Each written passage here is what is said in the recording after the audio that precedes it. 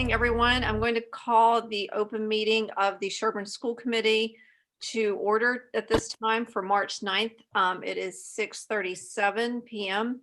This is being conducted remotely and consistent with Governor Baker's executive order of March 12th, 2020, hard to believe almost a year ago, that due to the current state of emergency in the Commonwealth from COVID-19, we may have our open meetings via Zoom. This Zoom link was posted and you could access it from our website, and with that you can join. So for the Zoom meetings, I just want everyone to note that we are recording this meeting and that the attendees are participating via video conference accordingly. Please be aware that everyone can also see what you're doing on your screen. So be careful not to screen share your computer, and also anything that you broadcast will be captured by the recording for posterity, because I'm sure in 20 years we'll all want to see what we look like. So we will have community comments tonight. If you have a comment, we'll give you a minute or 2 to 3 minutes to state what it is. The vein of community comments is that it's actually not a discussion, as strange as that may seem. It's just a time for you to give a comment, and that will be taken into consideration, and it's good always to have dialogue from the public. So we listen to the members of our community and concerns that you may have. After that, we will go on with the business at hand, and that will go per the agenda.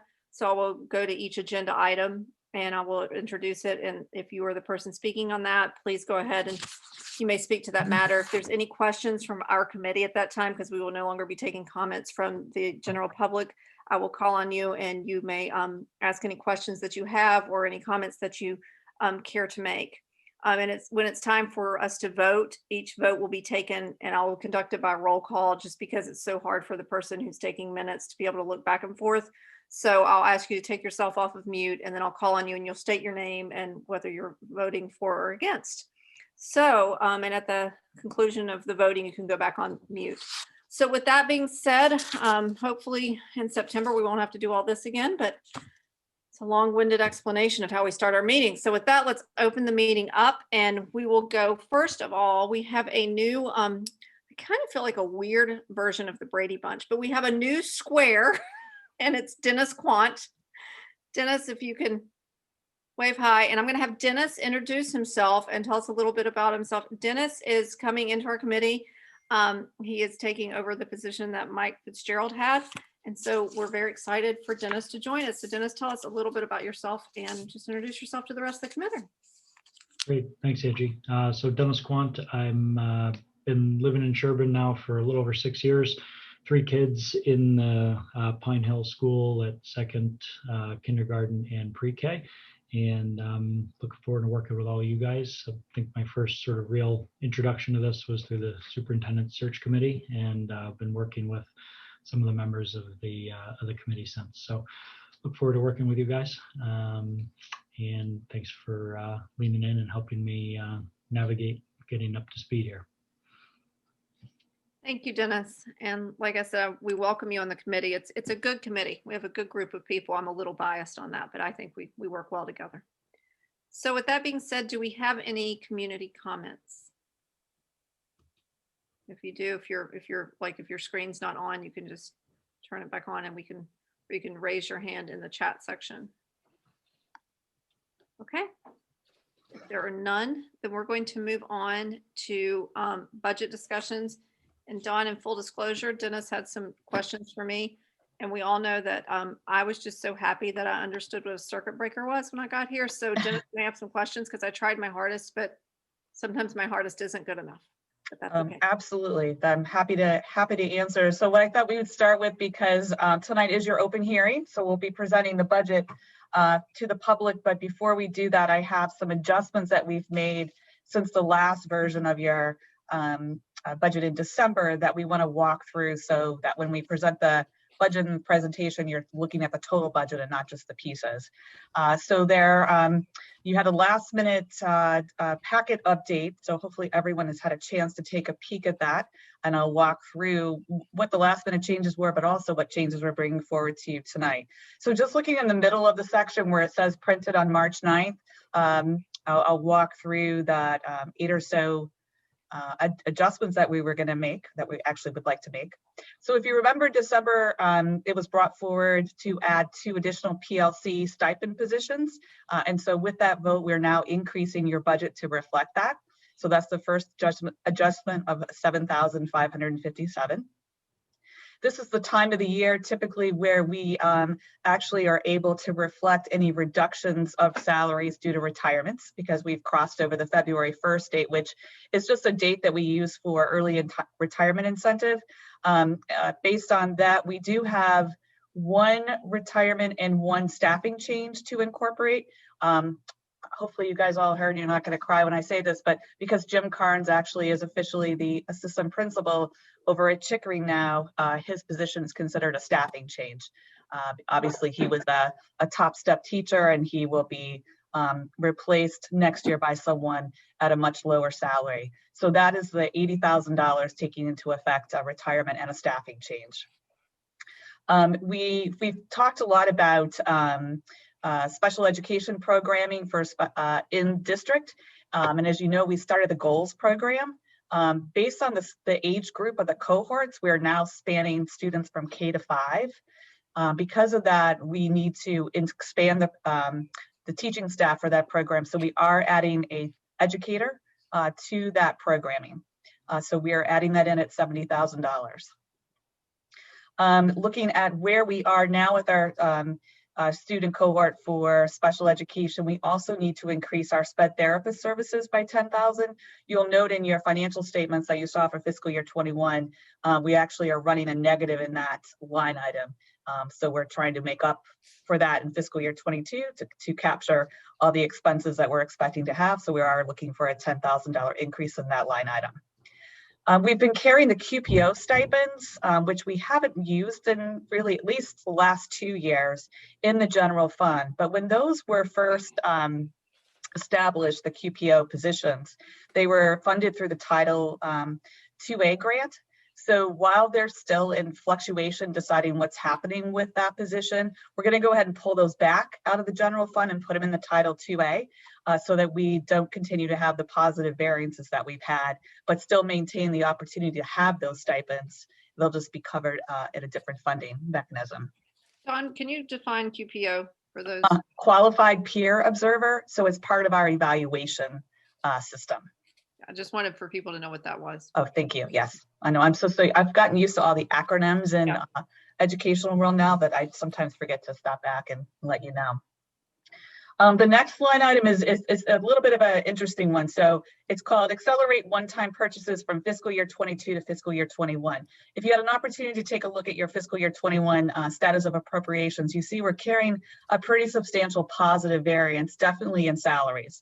And so whenever you're in a position to do that, you always want to strategically think about your funding. So as we were trying to look at our budget for fiscal year 22, I said, were there any one-time purchases that we had added to fiscal year 22 that we could accelerate in fiscal year 21, use some of the savings that we had, and therefore it would allow us to ask for a little bit more in fiscal year 22.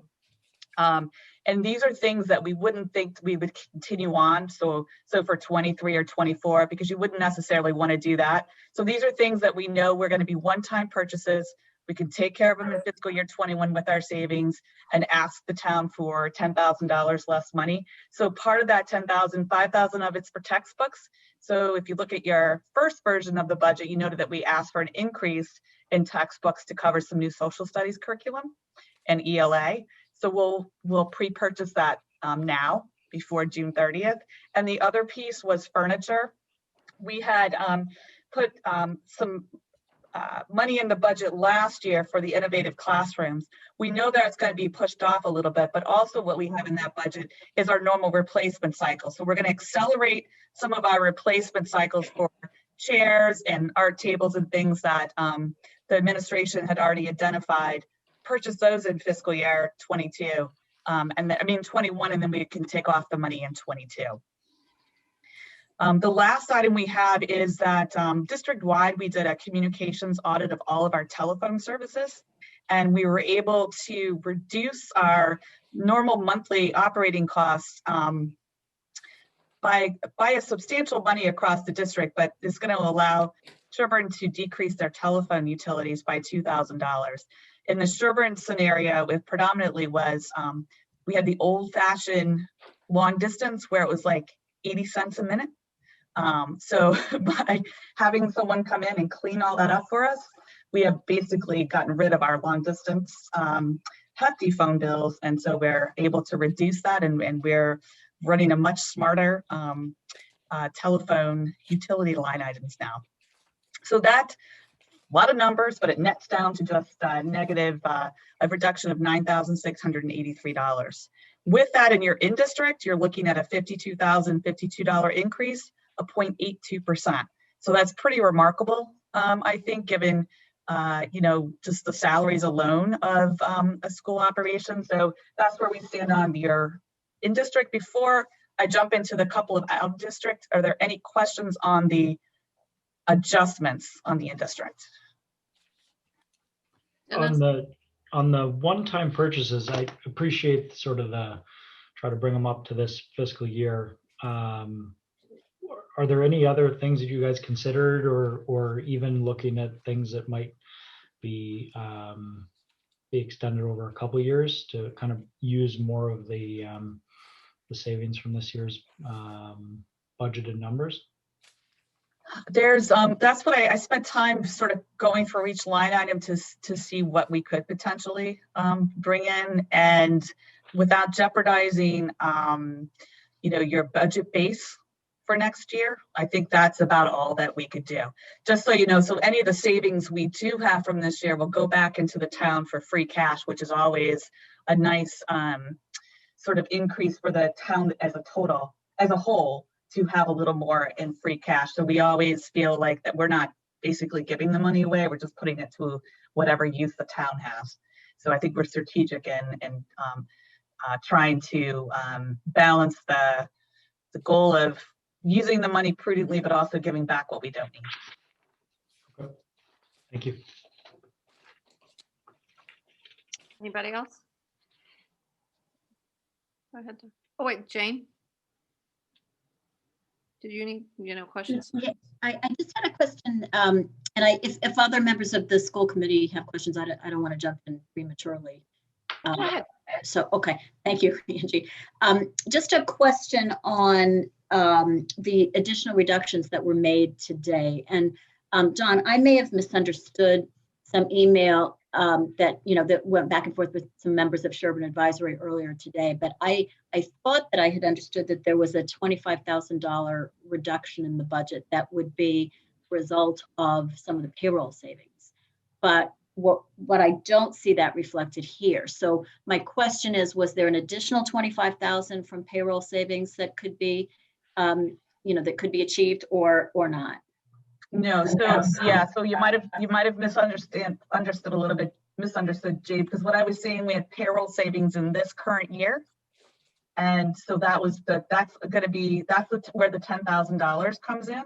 But I also said we had some room in the added district for transportation.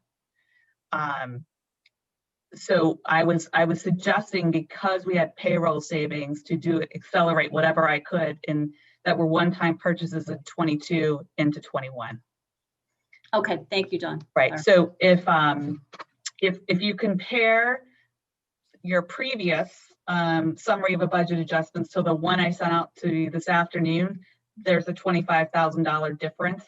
That's where the $10,000 comes in, and then I was able to adjust the out-of-district transportation by an additional $15,000. So that's the $25,000 that I was alluding to. Okay, great. Thank you very much. Okay. Okay, so if everyone's good with the in-district adjustments, we'll just jump over to the out-of-district tuition and transportation. So we are increasing the use of circuit breaker reimbursement by $50,000, and that will make more sense to you too when you look at your fiscal year 21 status of appropriations. If you look at the bottom of that where it says circuit breaker received to date, it's at the bottom italicized, you're going to see that we have about a little less than $50,000 left. That's usually our safety net that we have for unbudgeted placements. We have savings already in our operating budget in case we have placements that should arise now between now and the end of the year. So that extra circuit breaker money we can apply to next year's budget. So that's the $50,000 adjustment that we're putting towards your general fund, because we're moving expenses from your general fund over to circuit breaker, if that makes sense. The second adjustment is on your accept matrix transportation cost. So we use the collaborative accept for the majority of our out-of-district students being transported to and from school.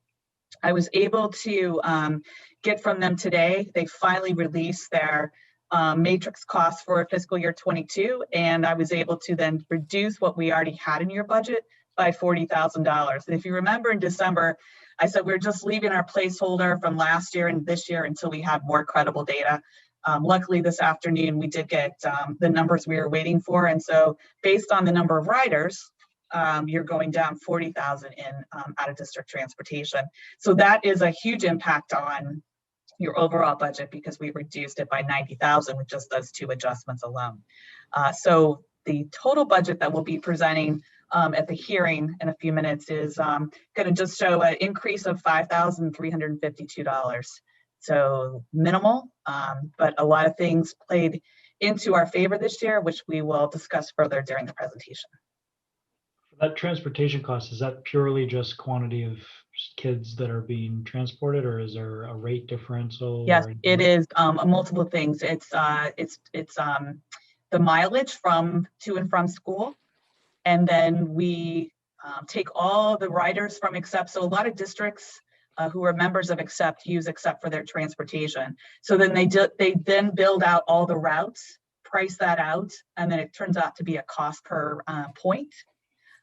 So they assess, so any student that we would potentially transfer or transport in our district is considered like a 1 point. If it's less than 10 miles round trip, it's 2 points. If it's less than 50 round trips, it's 3 points. So that's sort of a ratio that they use. So they take your riders, map all that out, multiply it by the cost per ratio point, and that's how they come up with the transportation cost.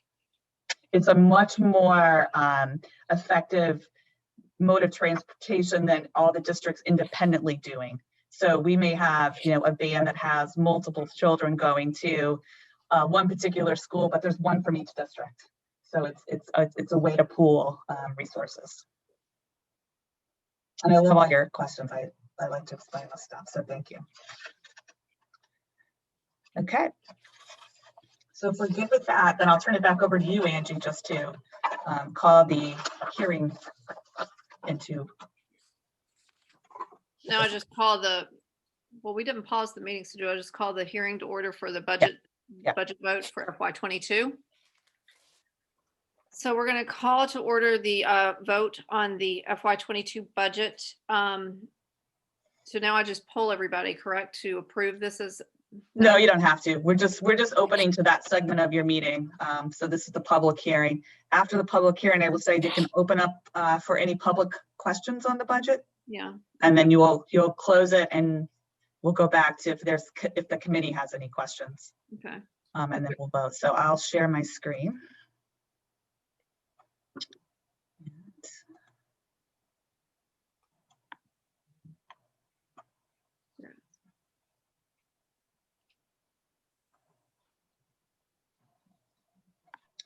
Okay, so it's March 9th, and I was sitting here tonight thinking about this. Believe it or not, this was the last meeting we had last year before all hell broke loose. So having deja vus.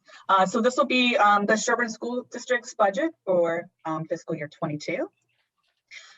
So as we mentioned to you in December, and we'll reiterate again tonight, the assumptions that we used in building this budget.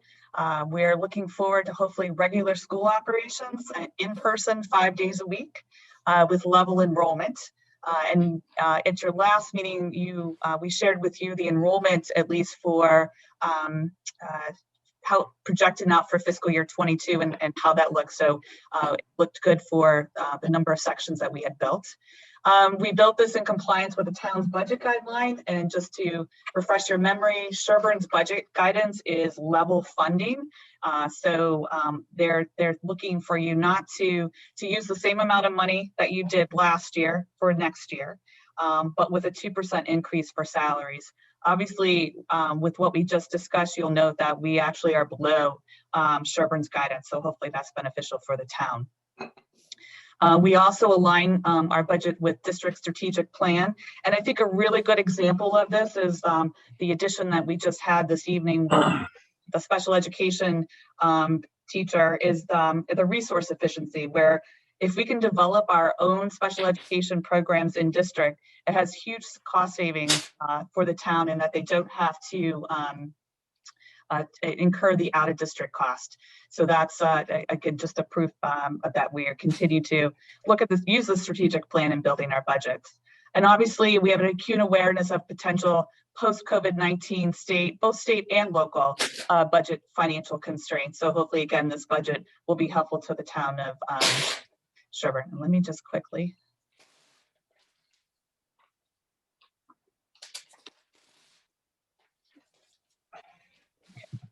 So looking at your budget drivers, we have both, we look at your budget in two different buckets, if you remember. We have the in-district and the out-of-district. So the drivers for your in-district, obviously payroll represents, approximately 85% of your total budget. And what drives that are our contractual agreements with all of our bargaining units, which for fiscal year 22 have an increase of approximately 2%, in addition to the step and lane increases for the educators, which range from 4 to 13%. I will say that probably about 70% of our staff at Pine Hill are at the top of the step, which would give them the COLA increase versus some of the larger increases, which does help your budget increase. As we noted too, what's driving your payroll budget is several staffing changes and retirements.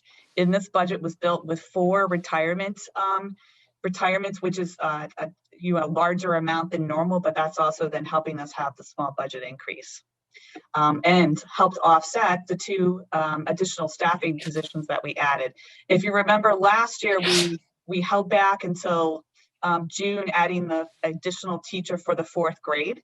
And we used our revolving fund to cover that. Now that we're in a position where we need to continue that section, it now is built into your general fund. In addition, as we just noted tonight, we are adding a 2nd educator to expand the goals program. And again, student enrollment remains level with your 20 classroom sections. There will probably be a reshuffling of teachers among the classes grades depending on the cohorts, but 20 classroom educators covers your projection of approximately 406 students. And as we have over the last several years, we've continued our trend budgeting for all operating accounts, all other operating accounts. And again, just to further explain what trend budgeting means, it's basically when we see over a number of years that we're not spending a particular budget line item, we'll trim it back to get it more to actuals. So in the out of district, your budget drivers, obviously, how many students do we have out of district? This budget is projecting 9 for fiscal year 22. You had 11 in fiscal year 21. We have no elementary placements, which I think is reflection of the investment that you've made in special education program over the last several years. The goals program alone, many of those students would be out of district if we did not have the program. So the investment you make may seem like a large investment, but it's nothing in comparison to what we would be expending if we had those students out of district. The other piece that sort of offsets your general fund, obviously, is the circuit breaker reimbursement. So we are anticipating approximately $150,000 at a reimbursement rate of about 50% for next year's expenses. Plus, we're using the $50,000 left over from this year.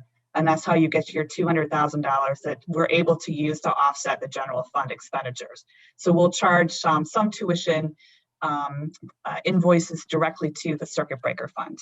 And that's how that works.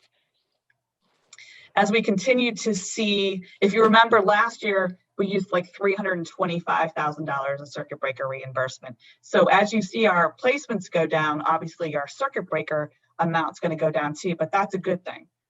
Because if you're spending less, it's irrelevant how much circuit breaker money you're getting if you can keep your placements down. So that's, just want to make sure people understand that why we are using less is because we're getting less because we have less placements. And obviously the biggest adjustment we made tonight was in transportation, and that's based on the number of riders. So when we put all those drivers together and see where our budget ends up, we're looking at a fiscal year 22 operating budget increase of only $5,352. In district represents a little less than 1% with 52,000, and out of district with the transportation adjustment we were able to make tonight is decreasing by 46,000. Compared to, I think it's always good to look at the previous year. So in fiscal year 21 is when we actually saw a substantial decrease in our out of district and a more reasonable, what you would expect in district increase of 2.84%. So I think that just helps you put it in perspective where we're coming from this year versus last year. So looking at the different categories. So as I mentioned, our salaries is about, as this shows, almost 87% of your in-district operating budget, with only a 1.35% increase, predominantly driven by the 4 retirements that we were able to take into consideration. Your other educational expenditures, so why we're showing a sort of a negative in that line item is predominantly based on technology. So if you remember, we've purchased a lot of technology this year in order to get our students ready for the hybrid learning. Because of that, we're able to take off the table some of our replacement cycle normal operating expenses for things like the teachers' laptops, the Chromebooks, the iPads. And so for the next couple of years, those are going to be expenses that we're not going to have to incur. So that's basically the $20,000 you're saving is part of our normal replacement cycle for those devices. And all those devices were paid for with CARES funds. Transportation, you're seeing a smaller than expected increase. Your increase should be about 2%. If you remember back in the beginning when we spread the contract reserve that we had for the all employment and transportation, we ended up with a little extra that we put towards transportation in fiscal year 21, which helped offset the little bit larger increase you would have seen in 22. So next year, going into 23, you'll see more of a 2% increase in transportation based on our contract. And buildings and grounds, the $2,000 reduction you're seeing right now is basically the telephone utilities reduction that we took. And then you can see where we stand with out of district. So tuition is at $470,000, transportation is at $120,000 for a total out of district budget of $590,000, which is down about 7% from last year. Any questions on any of the numbers before I jump over to capital? Dawn? Yes. Do you mind explaining just or giving people a picture of where salaries and other compensation would be if we went strictly by the contract alone? Because that 1.35 is considerably lower. Right, that's exactly. So it's it would probably be more in the 3% range. Right. So we are because seeing you have the COLA and then you have the steps and lanes. Exactly. Although the steps and lanes at in Sherburne specifically is not as great because of the number of teachers that we already have on the top step. Right. Yeah. Thank you. Yeah. But you are seeing, you know, there's a lot going on in that little 1%. Like I said, we've got the 4 retirements, 1 staffing change, plus the addition of 2 teachers is playing into that. But if you added back, if you took out the 2 positions that you were going to add and disregarded all the retirement savings, most of our salaries across the 3 districts would be in the range of about 3%. Yeah, I think the reason I bring it up is because I think it's important for people to know that we do not ever, and we haven't at least in the past 4 years that I've been here, and I don't think we did when Bill was here either, start adding staff because we're reducing staff. In other words, well, gee, we lost a retiree at 100 whatever thousand, let's get 2 people to replace them and bring them in cheap. we try to pass along those savings to the town. And this is a good example because you're right, there's a ton of activity in that one line, a ton of activity. But we try to be responsible, and I hope the townspeople recognize that, because I really genuinely appreciate that you look for that, Don. We all do, but I mean, I think it's something that we should be proud of as a system. Right, and putting it into a little more context too, and I had that in my notes. Thanks, Andrew, for bringing it up because I meant to mention it. So if a teacher's on the top step, so the most the furthest lane and the step on our matrix, they're at a salary in fiscal year 21 of about 115,000. When they retire and we go to replace them, in most situations in the elementary level, we're going to like say a master's 1, 2, or a bachelor's 1, which is more in the $50,000 to $60,000 range. So that's the savings that's generated when we have a long tenured educator retire, and it allows us to reset our budget a little bit and start again. So you may see larger salary increases for that one position, but relative to the number of dollars, you still have a big savings. Excuse me, Cam, look at her. Okay, we need to have someone mute. Hang on a second. Oh, she just had her head underneath. No. Okay, I'll come back. Thank you. So any other questions on the budget itself from the committee, and then we can ask the public once I finish. Just one question on the salaries. Is this just Sherburne specific, or how do we take in regional costs as well? Yes, no, this is it's Sherburne specific, but it's shared cost of central office. So you in your budget is pieces of all the administrators here at central office. But it's really just the education and the custodians, the EAs, the administration at Pine Hill, and the educators at Pine Hill, and then just a piece of our salaries are in the total here. And also, Don, you might want to explain to Dennis, because I'm not sure he's familiar with it, because it's really pertinent to Sherburne and Dover's separate budgets, is the out-of-district stuff, or are you already going to go into that? Oh yes, no, and I should have done that. So in our out-of-district, that includes not only I mentioned how we had no pre-K or 5 placements, but your out-of-district budget for the town of Sherburne covers any resident of Sherburne who's placed out of district from the age of 3 to 22. So you're covering. You're picking up any placement of anyone who lives in Sherburne plus the transportation costs. So the region, if you ever look at our budgets here, we carry no out-of-district costs because all the Dover residents who are out-of-district sit in the Dover school budget, and all the Sherburne residents sit in the Sherburne. And that's why I think it's so important to break out the budget between in-district and out-of-district, because you want people to understand what it costs to operate Pine Hill, but you don't want to see that inflated by the cost of carrying students that wouldn't even go to Pine Hill if they were at that age. So I think it's really important. And Andrew, thank you again for bringing that up, to just make that distinction that the out of district is all Sherburne residents ages 3 to 22. And that's why I really like to look at your budget in 2 pieces, because it's almost like 2 separate operations. We also try very hard to, we're such a small system that we do not want to identify student A who costs this much and student B who costs that much. And if people start to do that kind of calculating across the system, it would be a lot easier to calculate in one school. You know, you could basically give up really identifying information. So part of the benefit of having it just run across the whole system is that we don't break it out, and we try very hard not to do that.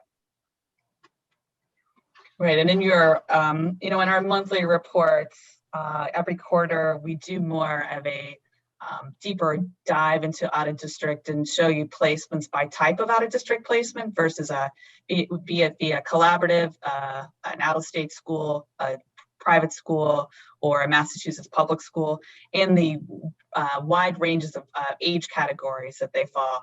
And it's important to look at that, because then it lets you know what students might be close to aging out or graduating, that's where we see significant savings in our out of district, is when we see students turn 22 or graduate after 12th grade.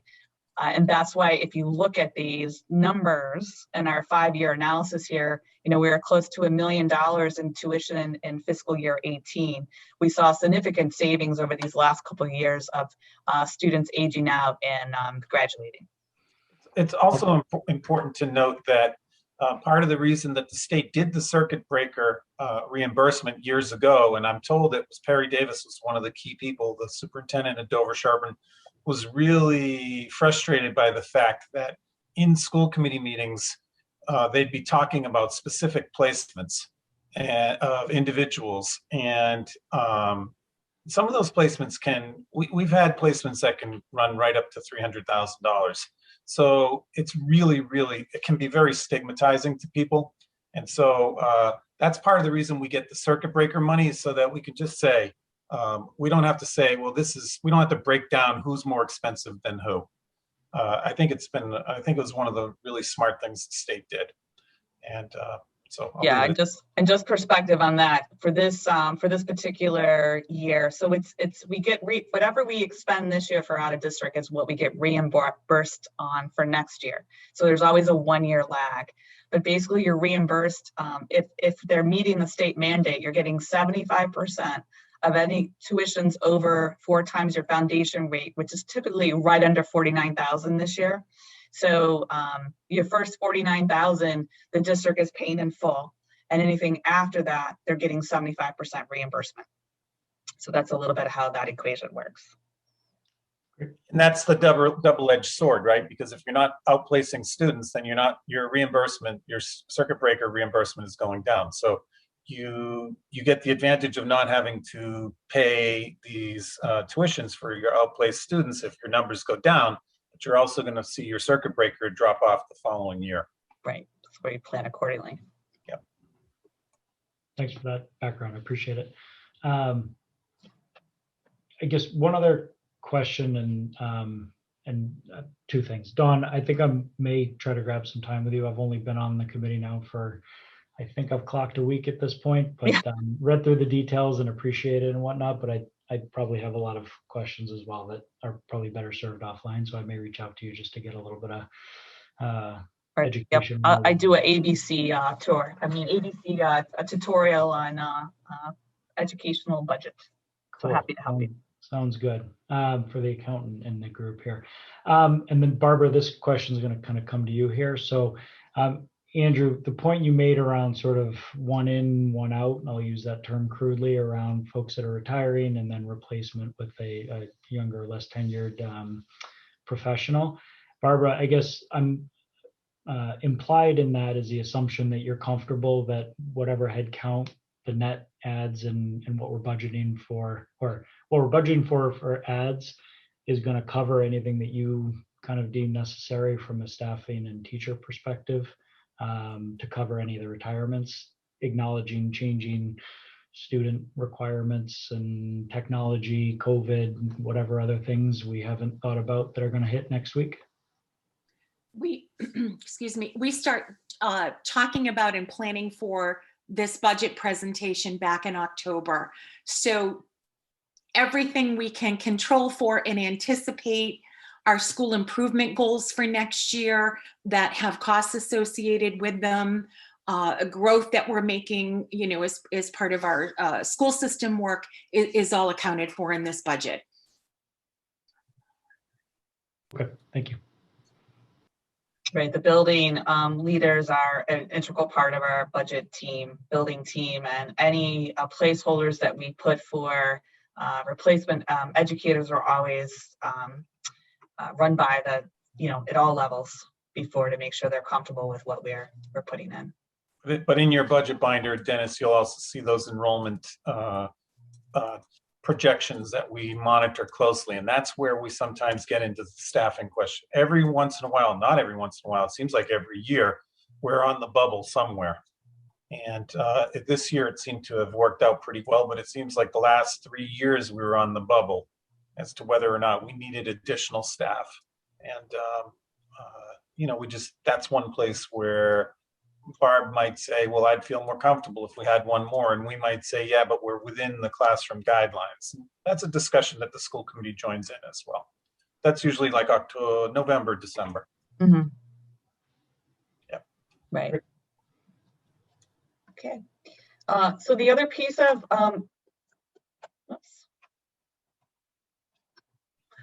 your budget is capital.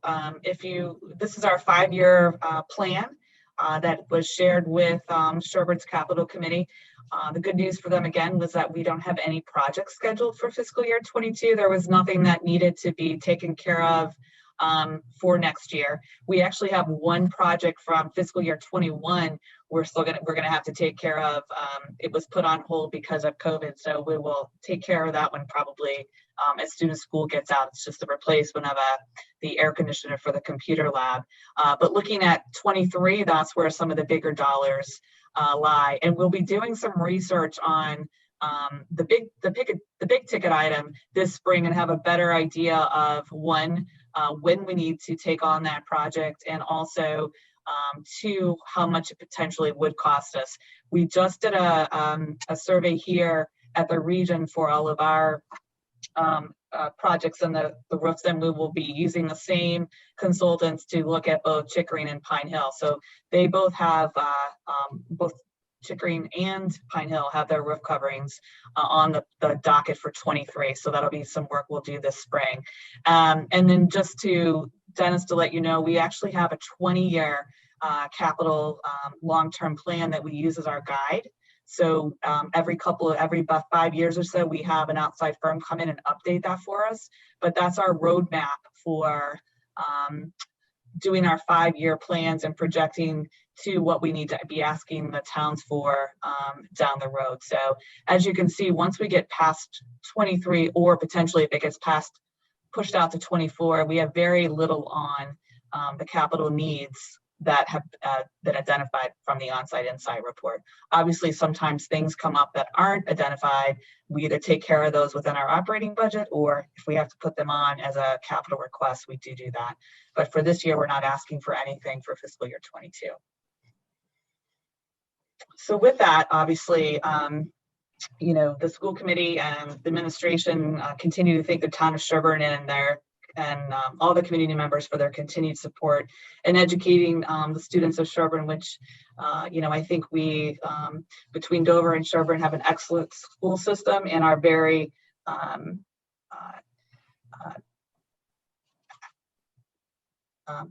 thrilled to have, towns that value education.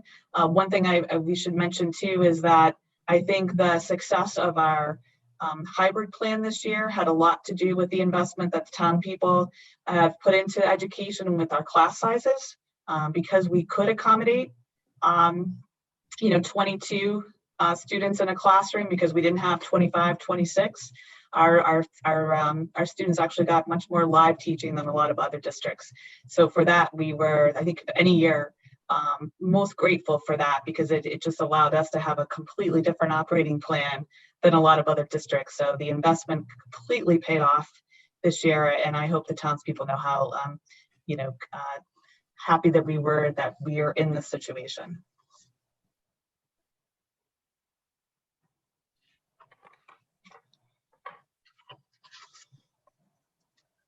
So are there any more school committee questions for Dawn? Or anyone from the public?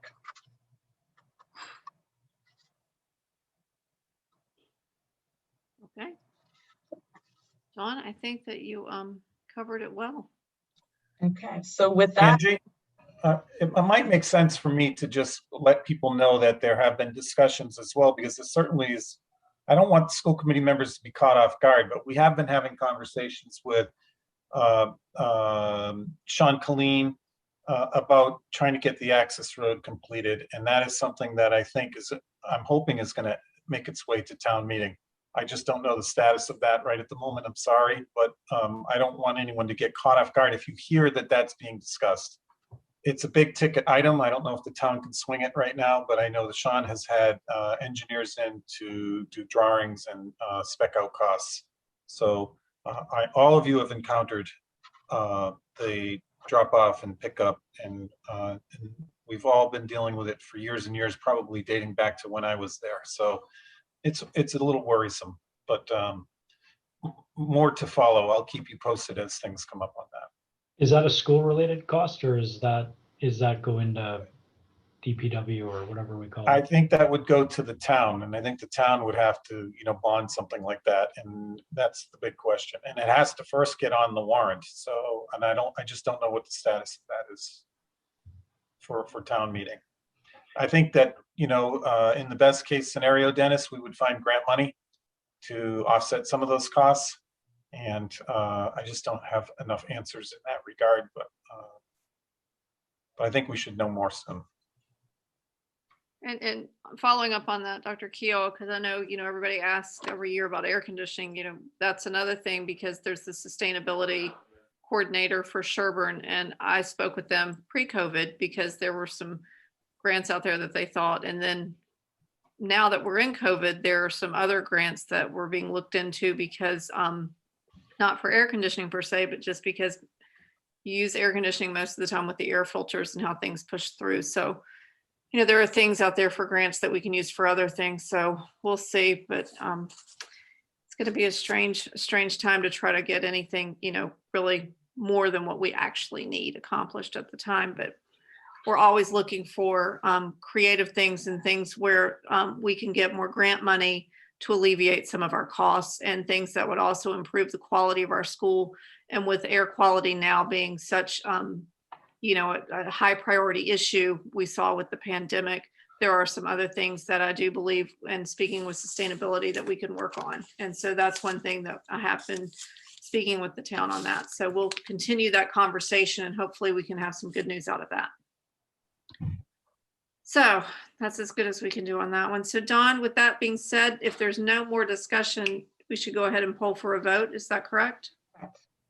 And so I'm asking for the final budget number at 7, or can I just state it as presented, or do I? Yeah, you can say as presented.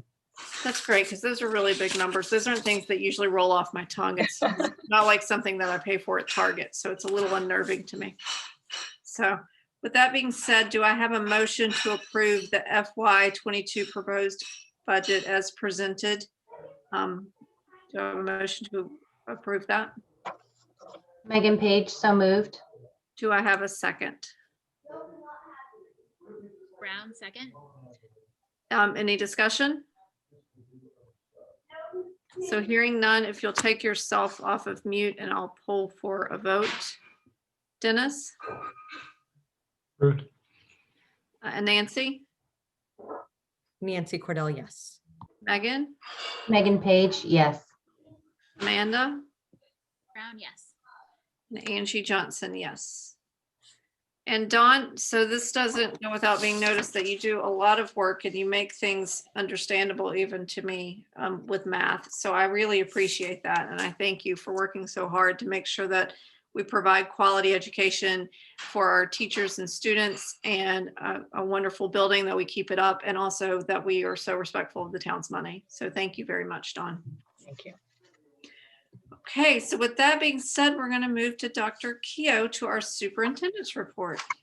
Yes, and I too, Angie, want to thank Dawn for 4 fantastic budgets, quite honestly, 12. Yeah, If you could- so short. Don't tell me short. 12 budgets in the past 4 years, our last budget together. So it's been great and a real privilege working with Dawn and learning from her. And I agree with you, Angie, that the way she's able to articulate to the average person what it is we're trying to do is impressive. And the fact is that she runs these budgets. We as a system run our budgets within 1% every year, which tells you there's not a lot of fluff or useless expenditures built in. We're pretty responsible, and that is a credit to her philosophy. It's not so much her style, it's a philosophy. We're not wasteful people, and that's, I think, a benefit of having people who live in town working and leading the school system, because we know and care about the people who pay these bills. So including us. So thank you for that, Don. I also want to welcome Dennis. I think it's a great tribute, Dennis, to the townspeople that you're willing to join us as a volunteer. I know the paycheck's going to look small, like non-existent, but the fact of the matter is you're giving back to your community, and it's a great thing. Don was a school committee member in Dover. I was a school committee member in Sherburne. We very much value and appreciate the work that you guys do. So thank you for doing that. One of the things I wanted to bring you up to speed on, obviously, is our reopening and where we are as a system. It's pretty tricky to make plans when you have one meeting 2 weeks ahead of the other two, and then another one comes along and another one, and you're trying to sync these things up. So I've tried to stay in touch with the chairs in the hopes that they've been able to stay in touch with you. But essentially, the plan was all along for us to return our middle school students on the 22nd of March, and our K-5 students would go to a 5-day schedule, so returning on Wednesdays on the 24th. Since that time, there's been some changes. That was what I announced on February 9th. Since that time, there's been all sorts of changes at the state, and the Department of Education is making some mandates. They made some more today about when we need to be back. We've traditionally, and I would say throughout this year, have been ahead of the curve in terms of our in-person learning. The fact that our K-3s were in October, and then our 4-5s in December, that's full day. For 4 days a week, that's way ahead of the curve. If you add up the time on learning, in-person learning, that puts us way ahead of the curve. But just the same, there was quite a bit of I don't know, debate, let's say, at the secondary level, and what we concluded was to try and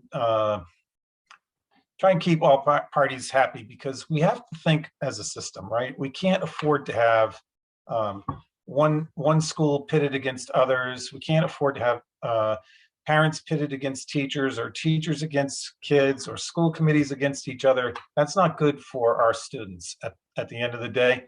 And so what I tried to do was come up with a compromise position, and one that's, I think, fair and doesn't cost our students a lot in the long run.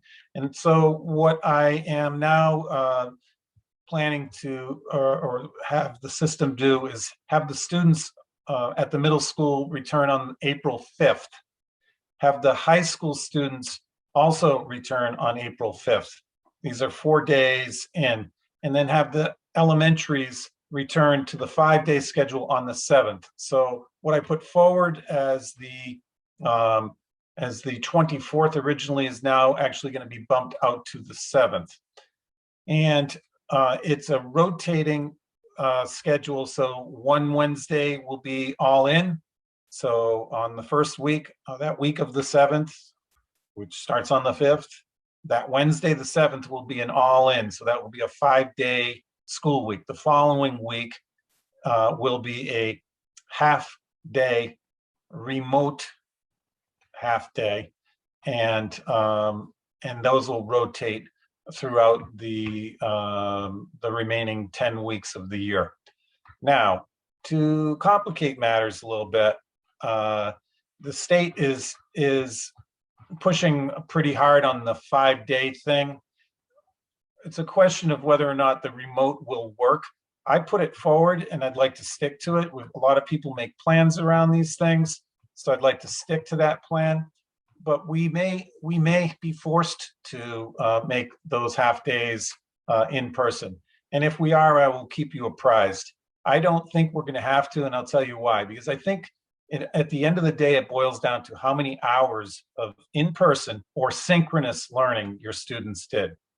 So many systems would have 2 days in, Monday and Tuesday, and then the kids were asynchronous the rest of the week.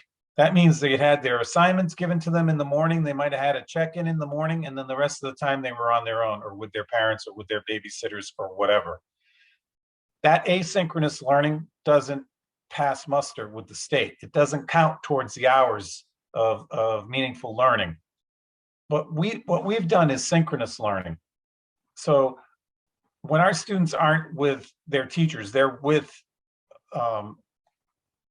when they're not sitting in front of their teachers in the classroom, they're with their teachers electronically. And that's a lot different. So if you add up our hours of time before we went into the 4 days in person, we've accumulated quite a few hours. And to ask that 5 half days be remote, I don't think is a big ask from the state, and I think we're going to be able to do that. So, but that's going to warrant a waiver. So that's probably what we're going to do. I will keep you posted on that. So that's an important piece. The pool testing, I want to just tell you that the pool testing is alive and well in the system. I mentioned back on the 9th that our plan was to roll out pool testing at the middle and high school level, and it has begun. It started this week, in fact, and it was logistically a challenge, but we've hired someone to help us run it, and we've got our folks who've signed up, and that number is steadily increasing. The number of kids and teachers who are participating, it's increasing. We're finding it's not overwhelming. So we're hopeful that this will continue to be attractive to people. But here's why it really matters. Because as we move into next year, there's a really good chance that our students are not going to be vaccinated. And I think families are going to want to know if there are kids who are, we could have another surge, who knows what could happen.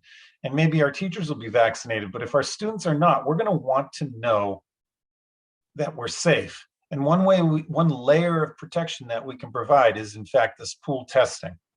And, you know, what really hopped out at us recently in a conversation with elementary teachers was they were talking about the fact that they long for the days where they could sit on the rug with the kids.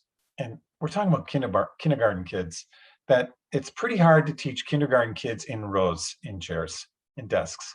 And we think that those kinds of things have a much better chance of happening if we can have the pool testing in place. So we're pretty, I would say I'm a convert. I drank the Kool-Aid. I was not on board with this initially because I didn't think it was, I couldn't really see where the value is. I'm seeing it now. Just knowing that you're able to identify anyone who's asymptomatic is hugely helpful. And so we're hoping that people will continue to participate.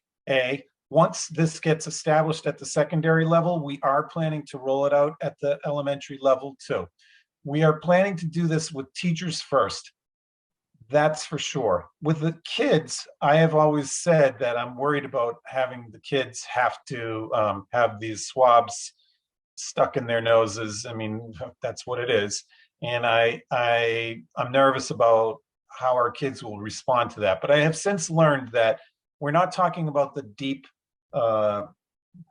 swabs. We're just talking about, you know, a little swab around the nose, 5 circles around the lower nostril being sufficient, and that ending up in the pool test. So we do think that we can get to a point where we can pool test the younger kids too. I just don't know when that's going to be. And it might just be something we practice in this late spring, really late spring, and just try it out, see how it goes, and then be ready for it in the fall. But that's where we are on pool testing now. So, and you know, I know there are a lot of questions. We've heard a lot of questions from families. You know, they worry about having to quarantine. You know, it is what it is. And there are challenges. There's no doubt about it. And I don't have all the answers in that regard, but we have some good people running it, and Jill Fedor and Kate McCarthy, and they're excellent resources for information. So I'm recommending, and I mentioned this in my Screencastify last week, I'm recommending that families reach out to, especially Kate McCarthy, because she's in charge with any questions. She's learned quite a bit, and she's really stepped up. On vaccinations, So the great news, right? That vaccinations in Massachusetts for educators, the phase 3, I think it's phase 3. Is that right, Dawn or Beth? Is it phase 3 for educators? I don't know if it's phase 2B or phase 3. I think it's 2 something, but maybe it's 2B. But anyway, the bottom line is educators, anyone working K-12 is able to get vaccinated. And to that end, many of our teachers are finding ways to do that. And the way they've been doing it is CVS works with the federal government, not the state. So CVS has been able to begin vaccination of teachers. So a lot of teachers have figured out how to get on the CVS website and to get vaccinations. And we know already out of our roughly 350 staff, that includes everybody, teachers, all staff, 350, we have over half have gotten appointments already. We had 290 who expressed interest in using the AFC testing. Vaccination if it was available. Remember we talked about that AFC might be an option for our teachers. It wasn't an option initially, but it does look like starting Thursday, because Thursday is the 11th, that AFC could vaccinate 50 of our staff members.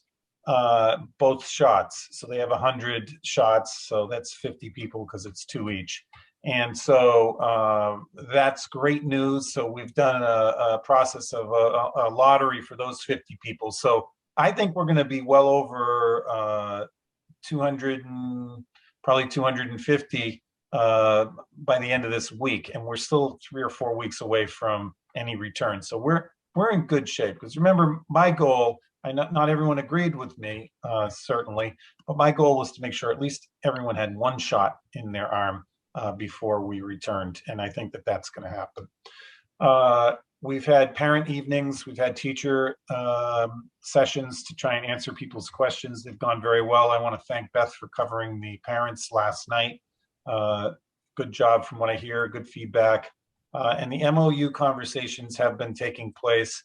Megan is your representative to the MOU. That's the Memorandum of Understanding group that negotiates with the Teachers Association any kind of impacts that come about as a result of this proposed change. And I think we're in a good place on that. So that's really where we are. And I'm happy to answer any questions. Anyone And have, hopefully you don't have any, because you've heard it from the Screencastify and you just heard it again. Amanda? I just have a question for Dr. Brown, but before I get there, I just want to express gratitude. And Matt Vitale last night gave this beautiful speech that was so wonderful, and I want to quote him. I just want to say thank you to building leaders and central administration and teachers for working through exhaustion and anxiety and pulling this off, because we have been ahead of the curve, Dr. Qpo, as you mentioned, and I think that that has served our children really, really well. So thank you so much, because I know it has not been easy work. My question is, Dr. Brown, how does the Wednesday switch affect professional development and planning time for teachers? Is that a challenge that we've been able to figure out? I just want to make sure they're having the time they need. Making sure I'm unmuted. We will, I think it'll give us a great balance. On the one hand, teachers are so eager to have their students in their proximity for all of the nuances of teaching that are lost over Zoom, no matter how well planned our educators are. On the other hand, our teachers, as you know, we've tightened up our supervision ratios when kids are transitioning, when kids are in the classroom, when children are playing on the playground and eating. So our teachers barely have time for themselves on an in-person day. So the every other Wednesday early release will give us that nice chunk of time that we're accustomed to for planning within teams, for professional development, faculty meetings, etc. There's a lot of consultation meetings with the English language learner teachers and the special education staff that our classroom teachers, that's integral to their planning. One of it's a little thing, but for Pine Hill, it's a big thing. We really miss singing, and the guidelines don't yet let us sing in school. So selfishly, I was very excited with the every other Wednesday being early release or being remote, because it allows us our tradition of all school meeting, and for Mr. Davis to pull the band together. Again, that's not core curriculum priority, but it's certainly an important part of our culture.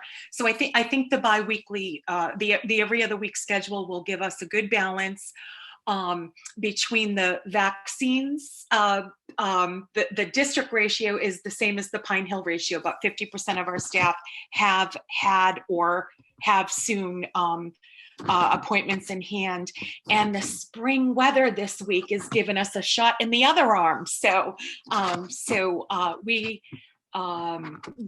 look forward to that balance for the last 10 weeks of school, and of course we'll adjust if state directives or details shared by the superintendent cause us to. Thank you. Anybody else with any other questions? No? Well, thank you, Dr. Qpo. I know this has been a mountain to climb this year, but you are right. We have been ahead of the curve, and it's thanks to the administration and you all being creative, and then our building leaders being agile, and our teachers coming in and doing twice the work with, everything they have to do. It's been insurmountable. And when you look back at last year, you think it was kind of exhausting. And if we probably stopped and thought about it, we would have all collapsed, but everybody just kept going. So I appreciate that. Yeah, well, believe me, Angie, we appreciate your belief in us.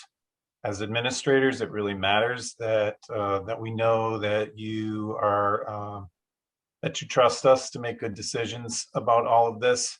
Our teachers obviously are the key link. Without the staff, we can't do it. And they especially our elementary teachers, all of our teachers, but our elementary teachers have been doing this in person since October and December. That is truly amazing. And they made it work. And so, it's been a group effort. It's been a group effort. I think we're all gonna, I don't know if you guys have seen the Blues Brothers where they have that race at the end and the car is just like on its last leg. And when it finally stops, all the parts fall off of it. Yep. That's probably what's gonna happen to us. We're just gonna, when this is finally over, this school year is finally over, we're just gonna collapse. But we're doing it, and we're doing it for the kids because we love the kids. We care about the kids. And it's not always been perfect, and we haven't always been, super decent with each other. And that's something that, society struggles with during times like these, but we're doing okay. So thank you. We'll look back on this and wonder, how we pulled it off, but then we'll also think, wow, what great lessons we've learned, and some of the things that we've innovated, hopefully we'll hold on to. So I agree. Totally agree. Done some really good work. Thanks. So with that, we're going to move to Dr. Brown and to her principal's report. Thank you again, Sherburne School Committee, for passing our budget or endorsing our budget for next year, and all of the support. I know I've said this at previous meetings, but a shout out to our Sherburne parents and guardians who couldn't be more supportive during this trying and stressful time. Nobody has complained about the wait in the car line, or some of the controls we've put in place for people entering the building or wanting to fetch their children from school, and it's really, really appreciated. It's a reminder, the silver lining of what an amazing village is raising our Sherburne children here. In my principal's report, I highlighted a few key things that we've worked on since our last school committee meeting. Parent-teacher conferences are going on. Hopefully you've had a chance to engage with your children's teachers. We are at the ready behind the scenes to move to phase 4 with scheduling details and supervision details, and the children are excited for more time to be together at school. It really shows in their dispositions.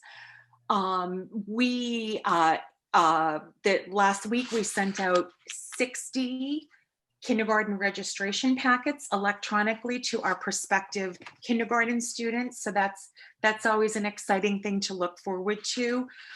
We won't be bringing our kindergarten students in person. We will do a video story about kindergarten, and we'll have a parent information session, and then we'll defer the visiting in person until the fall, right before the start of school. We did that this year, and where we wouldn't be having parents enter the building, and I can't, as much as I would love to have a visit session with our prospective kindergartners, I can't imagine prying them from their parents at the front curb at Pine Hill School and tugging them into the building. It just doesn't seem like a natural first visit. So until we can have the parents with them, we'll defer that to the fall. I mentioned that the state has pushed out our MCAS, good news, bad news. They're shortening the assessment this year, and they've pushed it out. The testing window used to take place over the months of April and May. Now it will be May into early June, and they're reducing the length of the session, but we are still giving the state assessment, and we're prepared for that. You'll see a little more information in my newsletter that's going out to families tomorrow. Remote schoolhouse students are invited to participate. It's not mandatory. If families aren't comfortable bringing their children into the building, we will respect that and work around that. I talked about how at the mid-year mark, which is the month of February, we had formative meetings with all of our staff who are new. Pine Hill had more new staff this year than any other year in my tenure, and it's been exciting to have the collaboration of our seasoned teachers and our new staff between the remote schoolhouse and our teaching staff in person. We have a good handful of new educators who are really knocking it out of the park this year. I think that's the gist of what I've included in my report. You know, I'm always happy to talk about Pine Hill if you have further questions. Does anyone have any questions for Dr. Brown? Amanda? Are those the 12 educators you said are new, like in the 1 to 3 range? Are they new in their career, or is it just new to Pine Hill and have worked elsewhere? Combination of all three? A combination of all of the above. We have a couple new teachers, 3 new teachers this year who are cutting their teeth as first-time classroom teachers in Miss Carter, in Miss Morey, and in Miss Aguilar.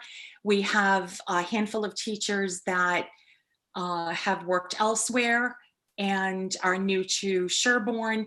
And we have some folks that are new to their teaching assignment.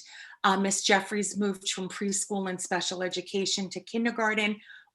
Lori Ryan, our librarian, very brave this year. She took over as a 4th grade teacher. One of our teachers is on a leave of absence. So we've had the whole combination. And the common thread with them all is a really strong spirit of collaboration, bringing new ideas to the curriculum, to teaching and learning, really embracing our teachers' college workshop model for reading and writing. We've, as you know, we've invested a lot of time and money in training our educators. We'll continue to send a larger than average cohort to the training again this summer.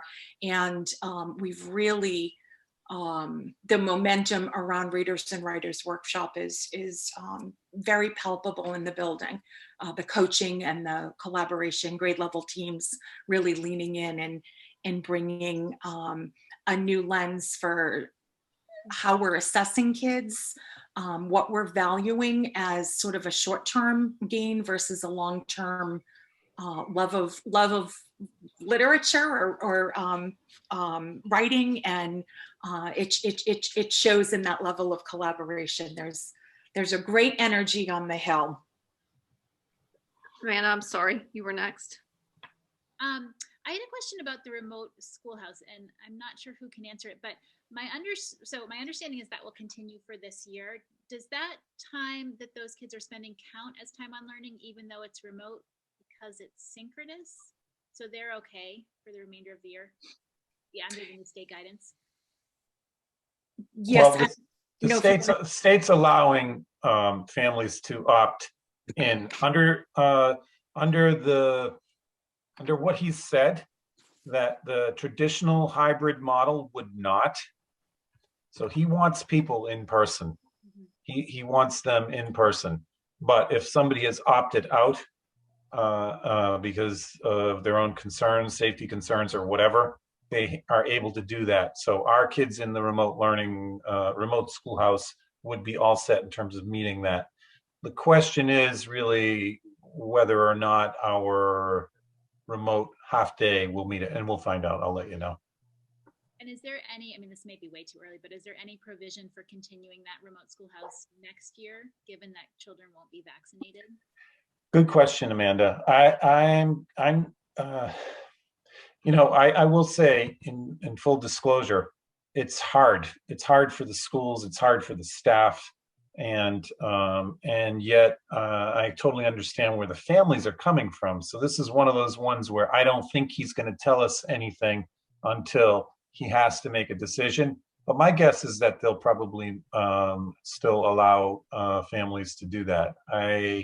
Because as you said, there won't be vaccinations, and I think that there'll be a push for that. But that said, there is, generally speaking, a lot of pushback from within the schools because it's so hard. It's hard for the teachers. Our remote schoolhouse is one thing, but at the secondary level where you have kids zooming in, it's so much harder for the teacher who's trying to teach these kids who are at home, and it's harder for the kids at home to learn. And then when we go to 4 days, that might be even harder because at least 2 of the days now they can be with everyone else in their synchronous lesson, but now they're going to be 4 days zooming into a class, and it just has not been ideal. It's just a really difficult situation. But in order to make it correct, you'd actually have to double your staff because you'd have to have somebody who's working with those kids at home and somebody who's working with them in the classroom. And that's just not doable. So I don't know about next year, but those are some of the factors. Megan, did you have a question? I did. I was just wondering if I've had some questions from 5th grade graduate, sixth grade parents now, graduates of 5th graders last year, wondering if there is going to be an opportunity for those kids to come back and, put their handprints on the Gaga ball pit or do something as a class. Yes, I hope so. I hope so. This is not what you're asking, but we just found out that our current 5th graders will in fact have the opportunity to visit the middle school in person for Step Up Day. And 5th grade parents have already started reaching out with great ideas for end of the year promotion celebration. We have committed, I have promised, and that our current 6th graders will come back for some in-person community recognition and celebration, and we will figure out how to do that. Right now, obviously, assembling in large groups is not in our purview yet. But we will honor that. Okay, thank you. That's great that this year's 5th graders are able to go to the middle school too. I think that's going to be really wonderful for them to visit and have that kind of step up experience. To see the kids today, Megan, was just a sight at the region. I'm sure Barb was sending me pictures from Pine Hill. I'm sure across the district. The kids were like, they were like, it was like they'd been let out of cages. They were literally bouncing across the grass.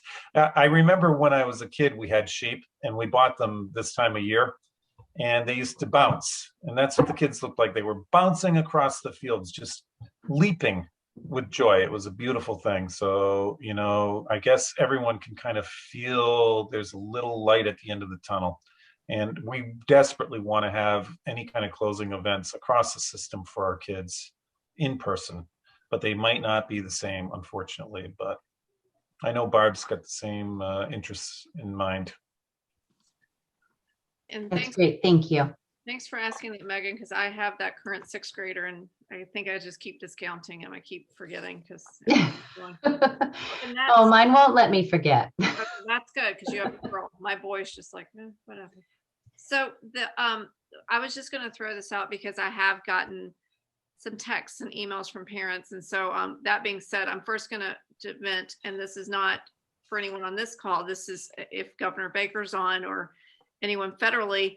It's been really hard as a school committee and an administration to make decisions because we've pondered over them and we've tried very diligently and we've thought about it. And then as soon as we are going in our direction, they'll come out with a statement the next day about something and kind of change, like you said, with the vaccinations, change our plans. So it's been very frustrating and also kind of a time waste for us because we've been so thoughtful and diligent in trying to put our kids first and our teachers first and trying to get all this moving forward. And that being said, I have had some texts and emails from parents who are, you know, disappointed about the MCAS. And I understand that. I mean, I'm not thrilled because everybody's talking about anxiety level of kids and we're bringing them back and yet they're going to have to test. But unfortunately, this is, you know, a state mandate. So I didn't know if you wanted to speak to that, Andrew, because I have gotten some, you know, some, why do we have to? And like you said, Dr. Brown, they don't have to come in to take it. I just wanted to bring it out there and to try to address some of the concerns and fears. And it you know, our in-person learning is so valuable. It's like gold to us now because the kids aren't in there a whole lot. And I'm not a huge fan of standardized tests. I'm sure they measure something somewhere. I don't know what. I just feel like in this year, I don't understand. So I didn't know if you wanted to address that at all, because I do know that I did have some parents who have reached out to me. Sure. I mean, I can give it my best shot. I mean, the reason it was canceled last year, or the way in which it was canceled, a lot of people don't understand. It's not just the commissioner deciding. It's actually, it's law. So it has to go through the legislature, and it actually has to go all the way up to the federal level. And so we were granted the waiver from having it last year. The state was granted the waiver at the federal level.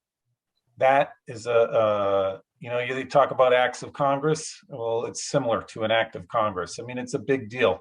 And from what I've heard on commissioners' calls, he just doesn't know if that's going to be possible. That said, since he said that, he's already made some moves, like moving them out, bumping them out, and making concessions about where the kids will take them. So it's anyone's guess, and we'll probably learn a few days before. I hate to say it, but I understand the frustration, and I think a lot of people feel the same way. They don't want to give up the time more than anything. At the same time, I think there are also people out there who are concerned about the ground that's been lost. We feel pretty good about assessing any ground that's been lost. I was just talking with Beth about this morning. Our teachers at the elementary levels assess where our kids are. We have benchmark data, so we have a sense of where they are. And it's a little harder at the secondary level. But what we just say one more time, Beth, you know, without getting all into it, but some of what you told me this morning. Sure. Well, and Barb and Allison are on this call too, and they've been, you know, working with Ms. Custodio and the colleagues. So feel free to add. But I know that they've been working with grade level teams to determine the curriculum that's been lost this year and where they are at. Not a significant difference in terms of what's been covered. I think where we're seeing differences is in kind of the social emotional realm and the readiness of student skills. And then in terms of benchmark data, they have their data teams coming up in March where they look at students' literacy scores, they look at their math scores, they identify who might need small group interventions. And so they're going to be taking the March data this year and comparing it to the March data last year to see kind of what's been lost on this on each grade level. Barb or Allison, I don't know if you want to add anything to that. Or Ms. Custodio. I think you captured it, Beth. And I will say that qualitatively, many classroom teachers are noticing some different kinds of gains. I think the pandemic and remote learning and some of the unknowns that were in front of us propelled us putting our money where our mouth is with more project-based learning and some different kinds of assessments, not as many traditional assessments. So teachers, like if Miss Sidman were on this call, she would tell you that she is further ahead with her current cohort than she was a year ago. Now, granted, it's a smaller class too because of the nuances of remote learning and families who pulled out for homeschool or private school. But there are definitely some silver linings. So we're trying to navigate and capture it all. I'm going to sound like my grandparents, but I do believe that hardship tempers kids as well. And our kids have been told no a lot this year, a lot. And there was nothing they could do about it. They just had to come to grips with the answer no. And I actually think that's in many ways a blessing. It's like the book, The Blessings of a Skinned Knee. There'll be some benefit to this down the road because this is going to mark them for a lifetime. You know, you think about kids who, for example, who are lacrosse players at Dover Sherburne or Wellesley or Medfield. These kids are like top shelf lacrosse players. They play at D1 schools. They're superstars. Last year, the season was snuffed out completely. If you were a junior or senior, too bad. And there was nothing that anyone could do about it. Not their parents, not anyone.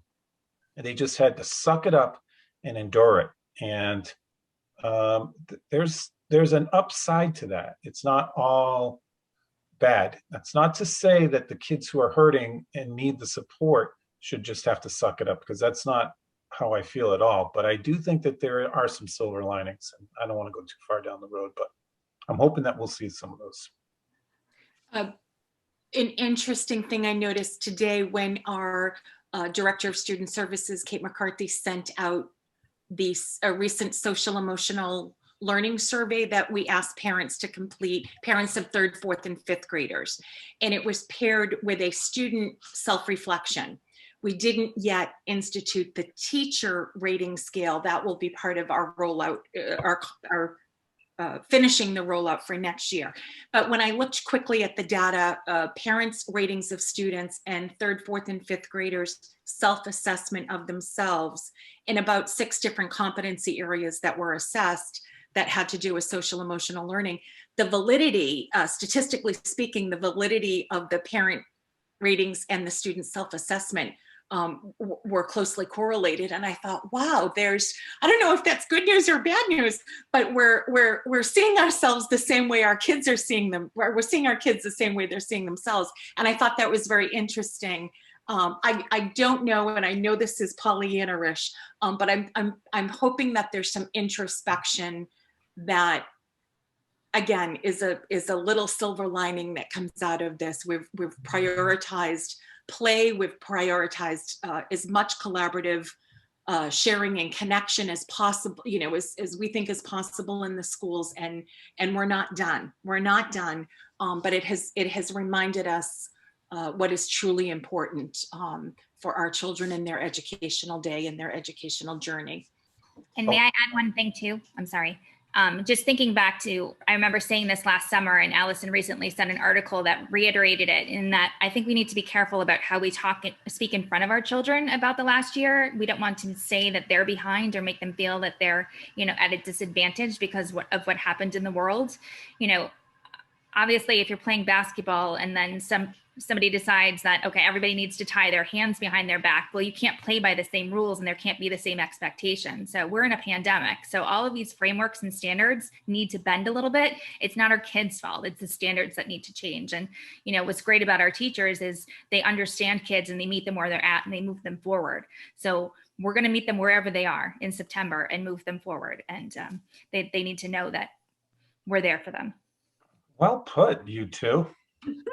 Thank you all. And again, I didn't want to bring, it's just I've tried to fill the emails and the texts as best I can, but I'm not an educator. I'm just as, and I get it. I get it with the frustration. I understand because I thought to myself, the frustration we experienced when we're looking for guidance from the state and they gave us none. And then we do something, they're like, oh no, you got to do it this way. And we're like, well, that would have been helpful 2 days ago. But, we've, like you said, we've all adapted and bent and kept going. And so that's what we do, what's best for the kids. But anyway, so thank you all for just giving that information, because I'm hoping if anybody is watching now or goes back to watch it, then it'll give some comfort or answers to them. Thanks, So Angie. with that, we're going to move to the warrant report, which is always super exciting. If you ever want to wonder who is sitting in the car in the Sherburne parking lot signing warrants, that's me, because you cannot get into town hall because there's no stairs. I'm guessing those are coming soon. So I sit in there and I sign my little warrants. And so this is what they are all for. And if you ever really want to see them in person, you can call the town hall and they'll bring them to your car, I suppose, as well. So that's You can also call us because we keep complete copies here. there you go. That might be even easier Even easier. because we have stairs and we're here every day. Stairs. When they took the stairs apart that one day, I was like, now what do I do? I kind of got a little concerned. There was a message in there, Angie. I remember I emailed, I said, well, now how do I get in? And they said, we'll just bring it out to you. I was like, okay. Yeah. So the next is the monthly FY21 financial report, which this one's longer, but Donna, I think it might be easier to explain than the last one. Yeah, so I think we've hit a lot of this in our fiscal year 22 budget discussion. So hopefully you'll see how the 2 years sort of intertwine and marry.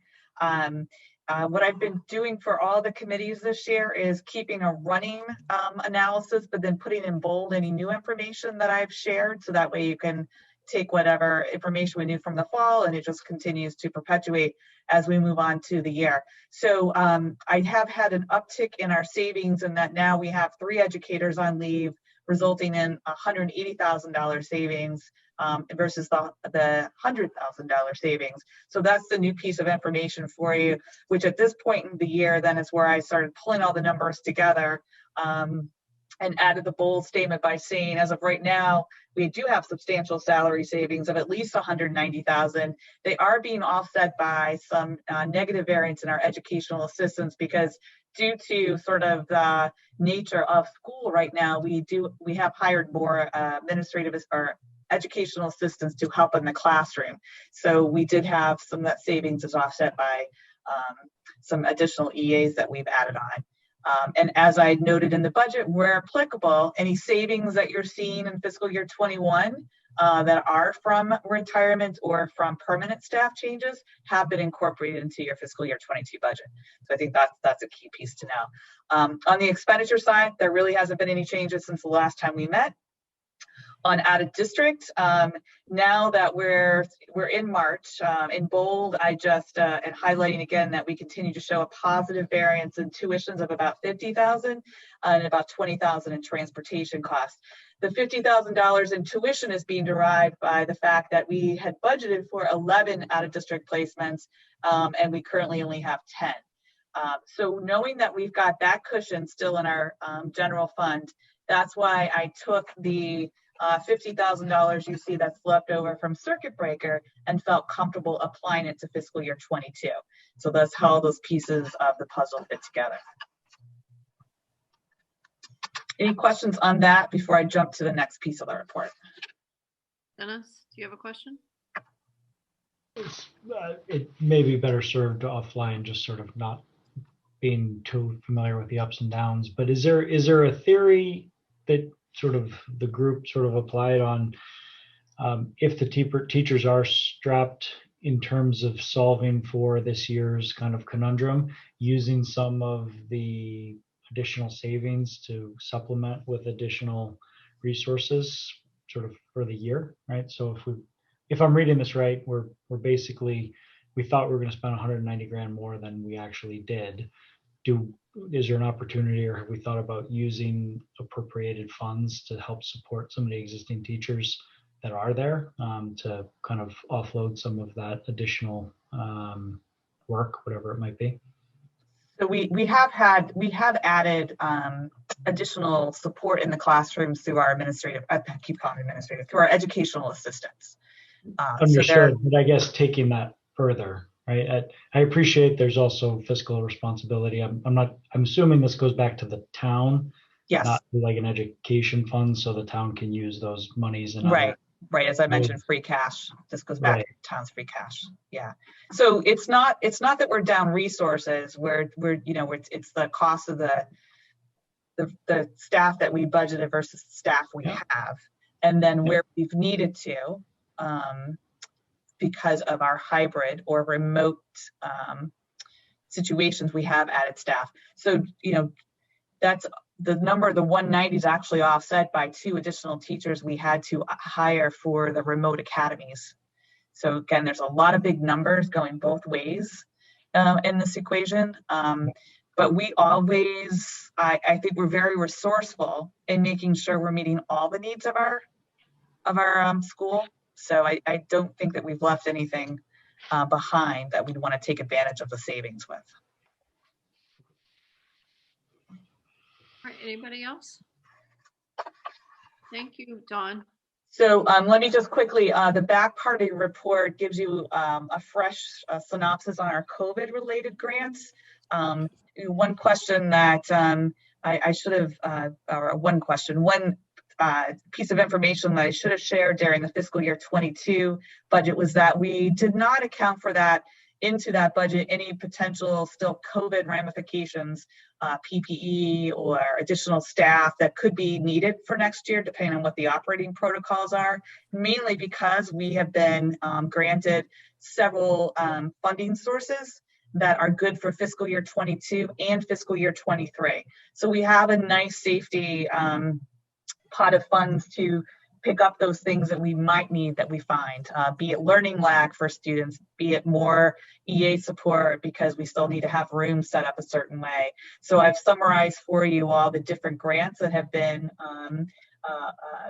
given to and approved for Sherburne, and that we're really holding on to the majority, half of those for next year. And anything that's actually has to be spent by this June 30th, we're making sure we appropriately take care of finding things to put against that. I will say too, I have reached out to the town as I set up, and I had said this before, they actually allowed us to use about $84,000 of their municipal cares funding at the point in time where they thought they had to use it by December 31st of this past December 31st. As you know, those funding deadlines were extended. Given that, and the fact that, Dennis, to your point that we have a surplus, we are going to offer to take back the expenditures that they covered for us through their CARES fund if they have other projects that are COVID related that will take place between now and when that grant finally is expires. So that may be one thing I come back to you the next time you meet and say that we're taking some of those expenses and throwing them back into your operating fund, and that just frees up the town with some CARES money to take care of some other COVID projects that they may have come down the road. So that's one thing that's in the works right now. Just give you the heads up on. Anybody else? Okay, thank you, Dawn. Okay, the next is non-resident tuition. So do you want to explain this, Dawn, or you want me to explain it? I can do that, Angie. Okay. Basically, we do on occasion have students who come from out of town. It's not under the school choice thing that we have, you've already voted not to participate in school choice. Is that correct? We already had that. That's next. Oh, that's later on. This is Yeah. separate from that. Yeah. We do, in fact, on occasion, between Dover and Sherburne, have had agreements where we would allow students to go to the other school over the river. And when we do that, we essentially have to approve the tuition rate on that, which is essentially what we pay on average per pupil. And so it's a formality in that you approve that rate. But that's the rate that we charge if we do, in fact, have a Dover student attending school here. Is there anything you'd add to that, Dawn? No, I mean, this started back, if you remember, the history was that we had two collaboratives actually renting space at Pine Hill. And in those programs, there were some students from Dover. That sort of started this process where once those programs were shut down, they were already integrated into the Pine Hill School. So they remain there. And with your goals program set up too, there's an opportunity for us to put Dover students over into the goals program. And that was part of our thought process, right, is to be more K-12 in how we operate. So this allows us to set a set base of a tuition. If we do have a special ed student come in, any additional costs that may be associated with educating that student is added on to this base rate. And so there have been times where you've had students in Pine Hill from Dover who said had a one-to-one. Well, where that full one-to-one is assessed back to Dover. And Dennis, just for your piece of information, we actually have a non-resident tuition fund where these tuition funds go directly into that, and they can be used for educational needs of Pine Hill, which is how we funded the 4th grade teacher that we added last year after the budget passed. So it's actually a nice, another nice funding opportunity that we have to draw on if we run into any surprises that come up. It's very versatile in how we can use those funds. And what's important to know is that it's another means that we have at our disposal to serve kids in unique situations. There are unique situations come up all the time, not all the time, but you know, pretty much every year you can see something coming where maybe every other year, maybe every 3 years, but something where a child's not making it in one school or the other and needs a change of scene. And rather than that person going to an outside placement to the tune of $70, $100, $150,000, we always think it's better to try the other option. And this is how the schools have done it. If we were a regional K-12 regional system, it would be a non-factor. You just transfer the student from one school to the other. But because we're two separate entities at Dover and Sherburne, it has to be formalized.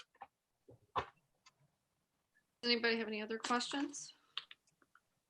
So there's a motion you could just read, Angie. You're good to That's what I was go. gonna do. So I'm going to read the motion and see if anybody will move to set the tuition rate for students attending Pine Hill School from outside the district as approved by the superintendent per school committee policy JFABE to be $21,221 for the 2021-22 school year, and that further any additional support services costs be added to an individual student's tuition based on a fair share of those additional services as computed by the administration. Do everyone to make that motion? Brown, so moved. Do I have a second? Megan Page, second. And is there any discussion?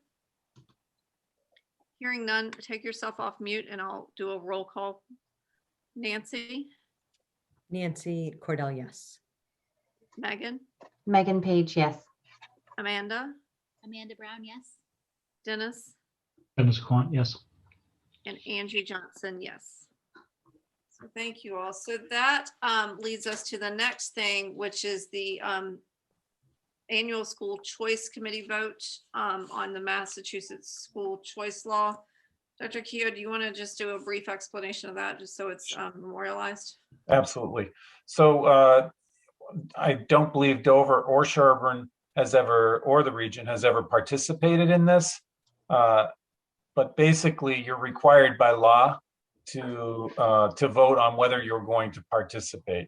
In some parts of the state where a small town with maybe 300 students can't make ends meet, a neighboring town might allow school choice, and those 300 kids can go to that neighboring town even though they're not regionalized. But once you take those children, you own them. They remain your students as long as they want to stay. And the state gives you $5,000 per student. So you just saw how much we figure our typical cost is. And 5,000 is well below it. So this is not something that Dover Sherburne has ever seen as practical. First of all, we usually don't have the space. Secondly, it doesn't cover our costs. That's the main reasons, but it really does work for some systems. Anybody have any questions that they want to ask Dr. Qpo? Okay, that being the case, I'm gonna have someone make a motion to have Pine Hill Elementary not participate in the school choice program for the 2021-22 school year. Do I have anyone make a motion for that? So moved. Megan Page, Nancy. so moved. Megan's gonna so move. Nancy, you second? Second. Very good. Okay, so everyone, is there any discussion? If not, take yourselves off mute and we'll do a roll call vote. Dennis? Dennis Quant, yes. Amanda? I think you're on mute. Try it again. You were low. Amanda Brown, yes. There you go. Thank you. Megan? Megan Page, yes. Nancy? Nancy Meadus, that's fine. Nancy Cordell, yes. Nancy's just renamed herself again. And Angie Johnson, yes. Okay, so that is our school choice. So now we have the policy. And for some reason, I apologize, Dennis, when I spoke with you earlier, because I was trying to see what was first read, second reads, budgets and everything. I'd said this was our second. It's not. This is our policy and it's our first read, and it is complicated. I am on this policy committee, but with all the school chair stuff, unfortunately, the other members of my committee have really been participating in this. So this is about the harassment policy and the investigation procedures, and you can read all about it. But what it is essentially doing is it's MASC, which is our advisory for all the school committees, has merged its sexual harassment policy, which is an acronym of ACAB, and its student-to-student harassment policy, therefore making it a general harassment policy prohibiting harassment on the basis of all protected classes: race, national origin, gender identity, sexual orientation, disability, and religion. And as such, we have updated our policy that reflects the MASC model. But our policy differs from theirs in two ways. Number one, we added language that regards hate incidents. And we did that because there were some incidents that have occurred in our schools, and the administration felt that it was prudent to explicitly address such conduct and provide a framework for the administration to develop a response protocol. And so that's what the provisions in these drafts are based on, and they're based on the Massachusetts hate crime laws and the guidance from both the Attorney General's Office of Massachusetts and the Department of Education, and language from other districts' policies. Also, harassment of both student and staff. For some reason, MASC's model of harassment does not address harassment of staff, and therefore only covers the harassment by and of students. But consistent with our obligations under Title IX, this policy covers harassment by and of students and staff together. So you can look through it, and it's in your marked version, and how it's marked, it compares with the MASC model harassment policy. There's also the harassment investigation procedures because of the significant overlap between bullying and harassment, and to be consistent in handling similar conduct. These procedures closely follow the bullying investigation procedures that were implemented in just 2019. The main difference is the omission of legal requirements that apply specifically to bullying, and the inclusion of Title IX requirements that apply to sexual harassment. And so that's what the marked version is about that, because it's redlined against the investigation section of the bullying prevention and investigation plan. So that being said, it's a lot to read, and Sarah Gutierrez Dunn and Lynn Collins went through it with a fine tooth comb and back and forth and back and forth. And so does anybody have any questions, or is there anything that you want to bring to the attention of the policy committee as a first read? That being said, if there is anything that you do see, you can email, like I said, the policy committee. I'm the rep liaison from our group. So if there's anything that you see, you can send it to me, or you can send it to Lynn or Sarah to just say, when I read this, this doesn't seem consistent, or this wording seems a little off. But I think they did a really nice job. It was a lot to do. And the MASC, how they had to align it with those two, the fact that it didn't protect students and staff was a little baffling to me as well. So the next thing we have is the minutes from February 9th of 2021. And I read through them. I did not see anything that I remember being incorrect, but is there anything anyone else saw that needs changing or updating? Okay, if that's the case, then may I have a motion to approve the Sherburne School Committee minutes of February 9th, 2021?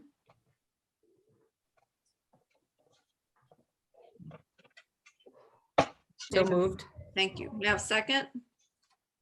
Dennis Quant. Second. Okay, Dennis, second. And then is there any discussion? Hearing none, let's do a call. Nancy, Nancy Cordell, yes. Megan, Megan Page, yes. Amanda, Amanda Brown, yes. Dennis, Dennis Quant, yes. and Angie Johnson, yes. And then also in your packet is the Dover Sherburne Regional School Committee minutes, just for your information, only to read if you have nothing else to do for the rest of the evening.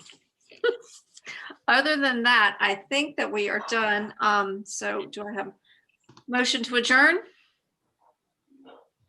Nancy moved. And I think we're all in favor. Yes, we're all good. Thank you all so much. I really appreciate it. It's coming down to the wire. We don't have that many meetings left, if you can believe it. Another year down. Thank So- you. Thank you, Thank you, Angie. everyone. Thank you so much. And I will see you all Thank you, again. guys. Everyone.